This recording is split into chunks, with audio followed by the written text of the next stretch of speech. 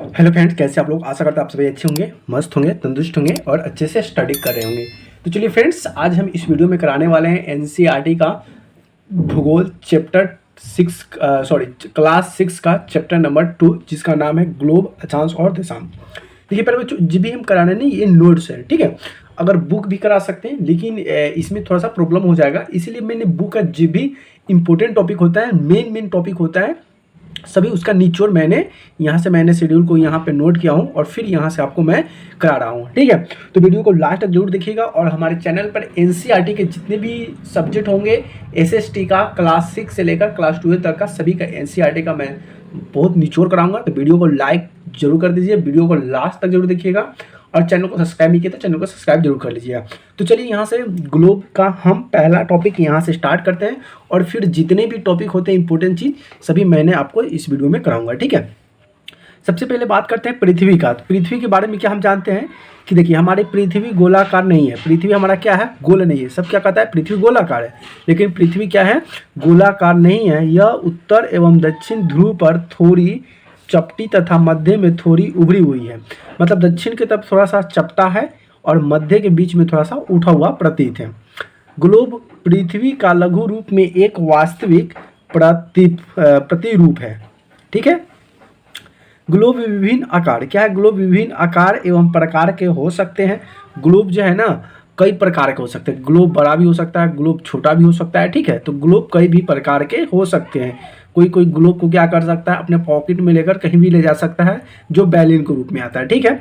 Globe पर देश, महाद्वीप, महासागर को उनके सही आकार में दिखाया जाता है। जैसे ग्लोब जो होता है ना, ग्लोब में आपको सही आकार में, सही दिशा के अनुसार वहाँ पे जो देश होते हैं, कंट्री होते हैं, महासागर होते हैं, उससे ग्लोब में दर्शाया जाता है, दिखाया जाता है। नोट की बात करते हैं। देखिए, जितने भी हम लिखे हुए हैं सभी इंपॉर्टेंट चीज एनसीईआरटी का, अपना से इसमें कुछ लिखा हुआ नहीं है। एनसीईआरटी के बुक से जितने भी इंपॉर्टेंट टॉपिक होते हैं सभी वही टॉपिक मैंने यहाँ पे नोट किया हूँ, ठीक है। अब बात करते हैं नोट में क्या है कि पृथ्वी के समान किसी गोले पर किसी बिंदु की स्थिति का वर्णन करना कठिन होता है। पृथ्वी के समान किसी गोलों पर जो है ना, किसी गोले पर किसी बिंदु का स्थिति का वर्णन करना क्या हो सकता है, कठिन हो सकता है। अब बात करते हैं अक्ष। एक तरफ झुकी अवस्था में स्थित होती है ग्लोब, जिसे हम अक्ष कहते हैं। अब ग्लोब की बात करें, तभी तो ग्लोब नहीं है ना, तो हम बता देते हैं, ठीक है। अभी ग्लोब थोड़ा सा छोटा है। तो ग्लोब क्या होता है कि किसी अवस्था में, झुकी हुई अवस्था में, एक तरफ ना डाउन की अवस्था में होगा, ठीक है। ग्लोब जिसे हम अक्ष कहते हैं। तो चलिए, अब क्या करता है कि विषुवत अब ये विषुवत क्या होता है, तो देखिए, एक अन्य काल्पनिक, क्या है, एक अन्य काल्पनिक रेखा भी ग्लोब को दो बराबर भागों में बांटती है। काल्पनिक रेखा जो होता है ना, मान लेते हैं कि यहाँ पे एक ऐसा गोला है और इसमें दो रेखा में इसको बीचे बीचे रेखा को काटता है, ठीक है, ऐसे। तो ये क्या, दो भाग में जब बांट देता है, इसे ही विषुवत कहा जाता है। पृथ्वी के उत्तर में स्थित आधे भाग की उत्तरी गोलार्ध तथा दक्षिणी वाले आधे भाग को दक्षिणी गोलार्ध कहा जाता है, ठीक है। अब हम बात करते हैं अक्षांशीय रेखा। ये अक्षांश रेखा क्या होता है, तो पृथ्वी पर विभिन्न स्थान की स्थिति बताने का सबसे महत्वपूर्ण संदर्भ बिंदु होता है। इसे अक्षांश रेखा कहते हैं। विषुवत वृत्त से ध्रुव की स्थिति सभी समांतर रेखाओं के अक्षांश समांतर रेखाएं कहा जाता है। चलिए, उसका कुछ और इम्पोर्टेंट टॉपिक होता है जो इसको भी हम देखते हैं और इसे भी समझते हैं, ठीक है। चलिए, वीडियो को लास्ट तक जरूर देखिएगा, तभी आपको समझ में आएगा और इम्पोर्टेंट चीज़ सभी आपको पता चल पाएगा। अब बात करते हैं कि विषुवत वृत्त शून्य अंश के अक्षांश को दर्शाती है। विषुवत जो वृत्त होता है वह शून्य अक्षांश को क्या करती है, दर्शाती है। ध्रुव के बीच की दूरी पृथ्वी के चारों ओर के वृत्त का 1/4 यानी कि 1/4 भाग है। देखिए, ये जो विषुवत जो जितनी भी दूरी होती है ना पृथ्वी के चारों ओर, उसके वृत्त कितना भाग होता है, 1/4 भाग दर्शाती है। 90 अंश उत्तरी अक्षांश को ध्रुव को दर्शाता है तथा 90 अंश दक्षिणी अक्षांश ध्रुव को दिखाता है। अब 90 डिग्री ऊपर जाएगा, फिर 90 डिग्री नीचे आएगा, जिसे उत्तर और दक्षिण दिशा को क्या करता है, दर्शाता है। और यहाँ से आ गया मेन टॉपिक और इम्पोर्टेंट आ गया, इसको भी आपको देखना है ध्यान से और इसको समझना है, ठीक है। क्या कहता है, इसको भी समझिए और इसको भी देख लीजिए, ठीक है। क्या आप जानते हैं, अपने स्थान से ध्रुव तारे को कोण माप कर आप अपने स्थान का अक्षांश कोण भी कोण जान सकते हैं। मतलब आकाश में जो स्थान से जो ध्रुव और तारे का जो होता है ना, वहाँ से कोई भी कोण है और आपके नीचे बैठकर उस कोण के दिशा को भी आप अक्षांश की जान सकते हैं कि कौन सा अक्षांश में बैठे हुए हैं। जैसे जैसे हम विषुवत से दूर जाते हैं, अक्षांश का आकार घटता जाता है। जैसे जैसे हम क्या करते हैं, विषुवत की ओर जाते हैं, वैसे वैसे अक्षांश क्या होगा, घटता चला जाता है। उसके बाद हम बात करते हैं यहाँ से महत्वपूर्ण, इसको भी देख लीजिए, महत्वपूर्ण अक्षांश समांतर रेखाएं होती है। क्या होता है कि विषुवत वृत्त जो होता है ना 0 डिग्री से 0 डिग्री होता है। क्या होता है, विषुवत वृत्त जो होता है 0 डिग्री होता है, उत्तर ध्रुव जो होता है 90 डिग्री के ऊपर होता है और दक्षिण ध्रुव जो होता है 90 डिग्री से दक्षिण में दिखाई देता है। चलिए यहाँ से देखते हैं और इम्पोर्टेंट चीज़ क्या कहता है कि 4 महत्वपूर्ण अक्षाएं समांतर रेखाएं होती है। क्या होती है कि अक्षांश जो रेखा होती है 4 तरह की होती है कि जो बहुत ही इंपॉर्टेंट होती है। देखिए तो पहला यहाँ पे क्या है कि उत्तरी गोलार्ध में कर्क रेखा 23.5 डिग्री उत्तर में होता है। उत्तरी गोलार्ध उत्तर दिशा को दर्शाता है, वह कर्क रेखा कितना डिग्री का है, 23.5 डिग्री। उसका दक्षिणी गोलार्ध में मकर रेखा है, क्या है, दक्षिणी गोलार्ध में मकर रेखा 23.5 डिग्री दक्षिण में है। विषुवत वृत्त से 66.5 उत्तर में और उत्तर ध्रुव वृत्त में है। विषुवत रेखा के 66.5 डिग्री दक्षिण में है और दक्षिण ध्रुव के वृत्त में है। तो देखिए विषुवत जो रेखा है ये क्या है, 66.5 डिग्री दक्षिण में है और विषुवत वृत्त जो 66.5 डिग्री उत्तर में है जो उत्तर वृत्त को दर्शाता है और विषुवत रेखा के 66.5 डिग्री दक्षिण में जो दक्षिण ध्रुव वृत्त को दर्शाता है। अब हम बात करते हैं और यहाँ से आ जाता है इंपॉर्टेंट टॉपिक आ जाता है प्यारे बच्चों, तो इसको तो आपको भूलना ही नहीं। ये सभी चीज़ जो इसीलिए हमने कहते हैं कि वीडियो को लास्ट तक जरूर देखिएगा, तभी आपको जो समझ में आएगा, क्योंकि हम जो भी वीडियो में कराएंगे ना सभी इंपॉर्टेंट चीज़ कराएंगे। आप जाइएगा कहीं भी इसको आप देखिएगा, आपको यही चीज़ आपको देखने के मिलेंगे, ठीक है। अब क्या आता है कि उष्ण कटिबंध किसे कहते हैं कि कर्क रेखा एवं मकर रेखा के बीच सभी अक्षांश पर सूर्य वर्ष में एक बार दोपहर के सिरे के ठीक ऊपर होता है। क्या होता है, सिरे के ठीक ऊपर होता है, इसलिए इस क्षेत्र के सबसे अधिकतम उष्मा होती है, यानी कि अधिक गर्म होता है तथा इसे उष्णकटिबंधीय कहा जाता है। तो उस कटिबंधीय किस लिए कहा जाता है, क्योंकि कर्क रेखा एवं मकर रेखा के बीच के सभी अक्षांश पर जो सूर्य वर्ष में क्या होता है कि एक बार दोपहर के सिर के ऊपर ठीक ऊपर आ जाता है, जिसके वजह से वहाँ पे बहुत ज़्यादा गर्मी पड़ता है, इसलिए उस क्षेत्र को क्या कहते हैं, उष्ण कटिबंध क्षेत्र कहा जाता है। समझ आ गया। चलिए अब शीतोष्ण भी जान लेते हैं। अब शीतोष्ण क्या है बच्चों, देख लीजिए। शीतोष्ण क्या कहता है कि उत्तरी गोलार्ध में कर्क रेखा एवं उत्तर ध्रुव वृत्त तक, दक्षिणी गोलार्ध में मकर रेखा एवं दक्षिणी ध्रुव वृत्त के बीच वाले क्षेत्र का तापमान मध्य रहता है, इसलिए इन्हें शीतोष्ण कटिबंध कहा जाता है। अब शीतोष्ण किस लिए कहते हैं, क्योंकि उत्तर गोलार्ध जो है, उत्तर गोलार्ध में क्या है, कर्क रेखा है एवं उत्तर ध्रुव वृत्त के दक्षिण गोलार्ध में मकर रेखा है एवं दक्षिण ध्रुव के वृत्त वाले क्षेत्र को तापमान क्या होता है, मध्य रहता है, ना ज़्यादा उसमें गर्मी पड़ती है ना ज़्यादा ठंडी रहती है, मीडियम में रहता है, इसलिए इसे शीतोष्ण कटिबंध कहा जाता है। क्या कहा जाता है, शीतोष्ण कटिबंध। अब एक होता है शीत कटिबंध, अब इसको भी जान लीजिए क्या होता है शीत कटिबंध। तो देख लीजिए शीत कटिबंध क्या कहता है कि दक्षिणी ध्रुव पर, दक्षिणी ध्रुव वृत्त एवं दक्षिणी ध्रुव के बीच क्षेत्र में बहुत ठंड होती है, बहुत ठंडा पड़ता है, जिसकी वजह से यहाँ सूर्य क्षति से ज़्यादा ऊपर नहीं आ पाता। अब सूर्य जो है ना वहाँ पे ठंडा होने के कारण सूर्य ज़्यादा बीच में आ ही नहीं पाता, ज़्यादा दिख नहीं पाता, जिसके वजह से इस वाले सूर्य से क्षेत्र को क्या कहते हैं, शीत कटिबंध कहा जाता है। अब क्या कहता है देशांतर क्या है। अब हम बात करेंगे कि देशांतर किसे कहते हैं। देशांतर है क्या, तो किसी स्थान की स्थिति को बताने के लिए उसके अक्षांश के अतिरिक्त कुछ और जानकारी, क्या है कि कुछ और जानकारी की आवश्यकता होती थी, वह देशांतर कहलाती है। जैसे कि मान लेते हैं कि देशांतर किसी स्थान की स्थिति को बताने के लिए हमें क्या होता है कि उस अक्षांश की गति को बारे में जानकारी आवश्यकता करनी पड़ती है, इसे भी हम देशांतर कहते हैं। अब आता है प्रमुख या अमयोत्तर। प्रमुख अमयोत्तर क्या होता है, तो इसको अमयोत्तर क्या होता है इसको बारे में जानते हैं। तो देखिए पूर्व क्या है, पूर्व और पश्चिम की ओर गुजरने वाली यमुनोत्तर की ओर गिनती शुरू की जाए, यानी कि पूर्व और पश्चिम की ओर गुजरने वाली जो यमुनोत्तर होता है ना, जैसे कि ये पूरब हो गया इधर, इधर पूरब हो गया इधर पश्चिम, इसके बीच में जो यमुनोत्तर गुजरती है उसको गिनना शुरू कर दीजिए। इस यमुनोत्तर को ही क्या कहा जाता है, प्रमुख या अमयोत्तर कहा जाता है। इसका मान जो होता है 0 डिग्री देशांतर है तथा यहाँ से हम 180 डिग्री पूर्व या 180 डिग्री पश्चिमी यमुनोत्तर तक गणना कर सकते हैं। उसके बाद अब एक रोचक तथ्य और ले लेते हैं। देखिए जितने भी हम लिए ना सभी बुक का इंपॉर्टेंट टॉपिक करा रहे हैं, जो कि आपको एनसीईआरटी हर चीज़ के एग्जाम में ऐसे क्वेश्चन यहाँ से शेड्यूल तैयार किए जाते हैं।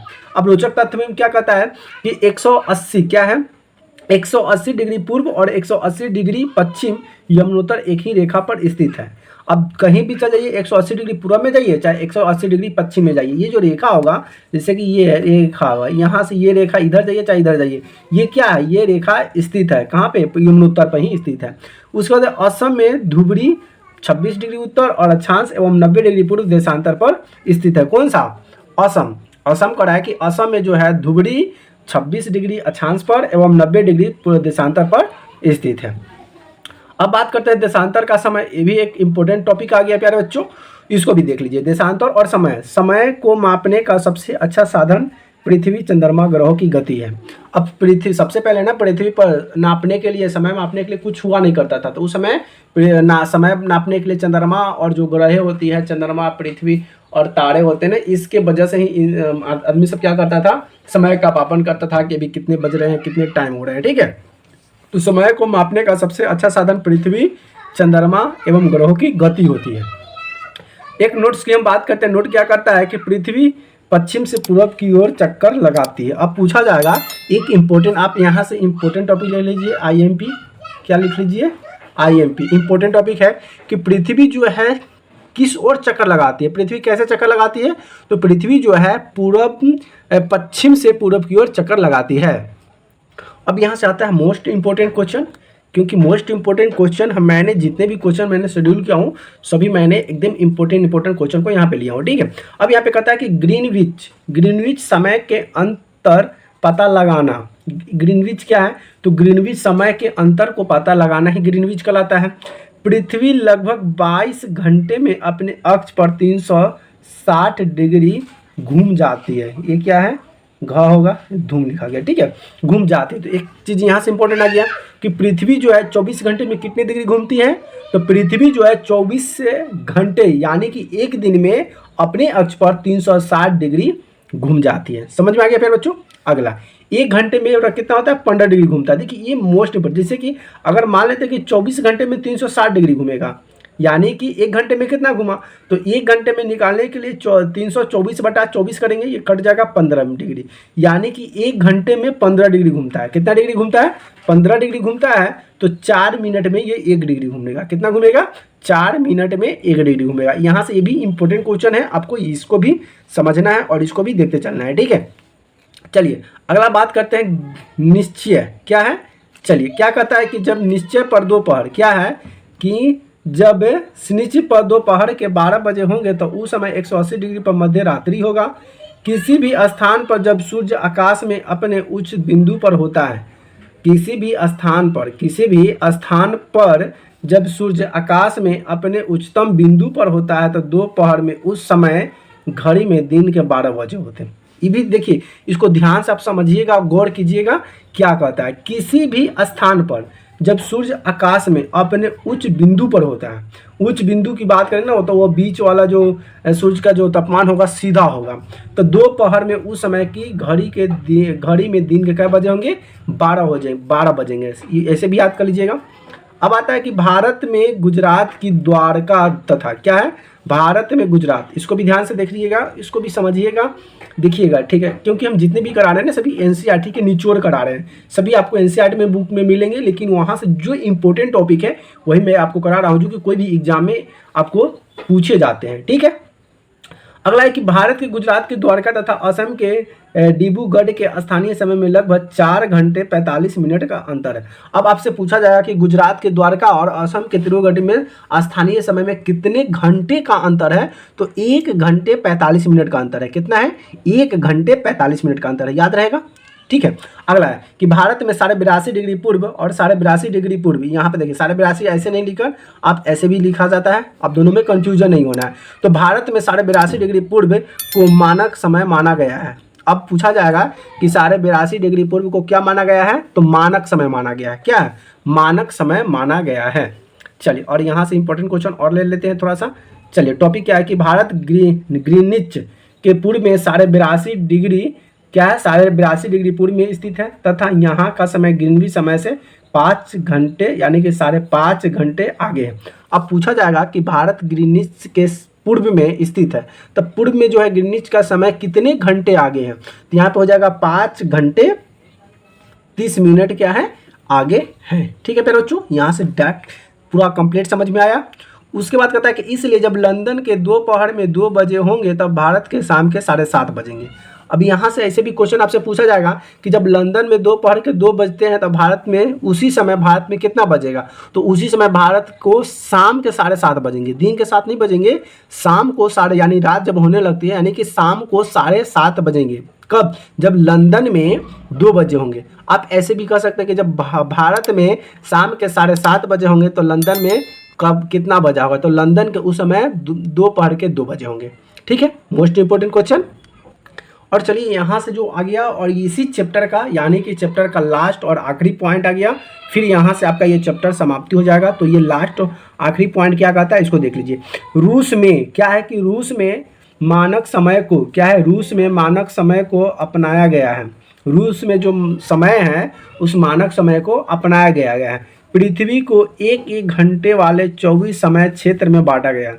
पृथ्वी को जो है ना एक ही घंटा का जो समय का अंतराल होता है उस घंटे वाले को 24 समय क्षेत्र में बांट दिया गया है। इस प्रकार प्रत्येक समय क्षेत्र में 15 देशांतर तक के क्षेत्र को घेरता है। और यहाँ से आपका भूगोल का चैप्टर 2 पूरा कंप्लीट होता है एनसीईआरटी क्लास 6 का। और जितने भी हम कराए हैं सभी निचोड़ कराए हैं। अगर आप एनसीईआरटी के बुक भी पढ़िएगा तो आपको यही चीज़ देखने को मिलेंगे। और जितने भी इंपॉर्टेंट थे सभी मैंने आपको मेरे बच्चों करा दिया। देखिए अभी एक वीडियो इसके पहले मैं कराया जो कि बोर्ड पर कराने का कोशिश किया, लेकिन बोर्ड पे प्यारे बच्चों पूरा चीज़ सही से उस पर एब्जॉर्ब नहीं हो पाया। इसकी वजह से मैंने इस पर करा रहा हूँ। अगर आप लोग का प्यारा आशीर्वाद रहा और जैसे ही मुझे कुछ ऐसे सोर्स मिल जाएंगे तो जल्द ही डिजिटल बोर्ड आ जाएगा और आपके लिए बहुत अच्छे टॉपिक कराऊंगा बिल्कुल फ्री में, एक भी पैसा नहीं लगे। अगर नोट्स की ज़रूरत पड़े तो आपको हम नोट्स भी दे देंगे फ्री में। अगर नोट्स भी लेना चाहते हैं तो सभी देंगे, क्योंकि सभी एग्जाम के लिए इंपॉर्टेंट होंगे और महत्वपूर्ण होंगे। ठीक है, तो अभी तक चैनल को सब्सक्राइब नहीं किया तो चैनल को सब्सक्राइब कर लीजिए। फिर मिलते हैं अगले टॉपिक में नए वीडियो के साथ, तब तक के लिए बाय बाय, लव यू।